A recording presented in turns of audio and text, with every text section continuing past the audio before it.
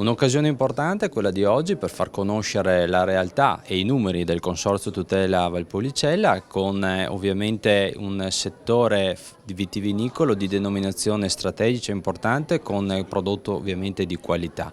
È evidente che è un comparto che ha lavorato in questi decenni davvero con grande passione, con grande fatica, con grande dedizione, sapendo come dire, affrontare anche le scommesse della modernità con ricerca, con tecnologia, proprio per affinare sempre di più la qualità e l'eccellenza. Noi dobbiamo come istituzioni non solo avere il compito di valorizzare e rendere noto ovviamente quello che è un comparto importante non solo in Veneto, quello della Valpolicella, ma a livello nazionale e internazionale. Ricordo il vino Amarone è l'ambasciatore per eccellenza a livello mondiale che nasce da queste terre e quindi dicevo abbiamo il compito di valorizzare il prodotto, ma abbiamo anche il compito di metterci al fianco dei consorzi per la tutela di questo prodotto, perché è importante riaffermarne non solo ovviamente le denominazioni con il lavoro che ci sta dietro, ma anche evitare che attacchi che ci possono arrivare come in questi ultimi periodi dell'Unione Europea vadano a screditare il lavoro, la eccellenza, ma soprattutto la grande qualità che i nostri vini riescono a esprimere, in particolare Valpolicella, che tra l'altro fa bene perché è inserito nella dieta mediterranea. I numeri delle denominazioni della Valpolicella sono molto importanti, sono 650 milioni di fatturato del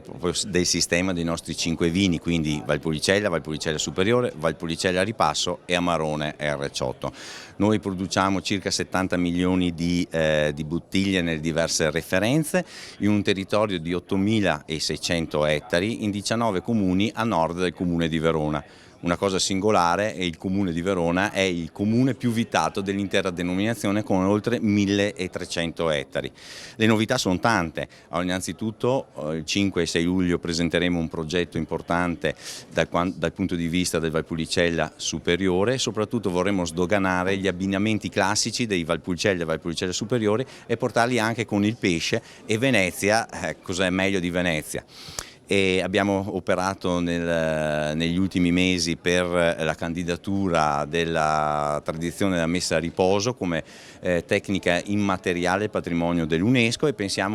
speriamo di poterlo ottenere entro aprile-maggio del 2024. Abbiamo appena fatto un'edizione importante di Amarone in capitale, quindi eravamo per il secondo anno consecutivo a Roma a presentare il re dei nostri vini, che è appunto l'Amarone, e tante altre iniziative durante tutta la stagione promozionale che va dal Vietnam alla Cina, Shanghai, al Canada, al Danimarca, cioè cerchiamo di essere presenti in tutti i nostri paesi di riferimento.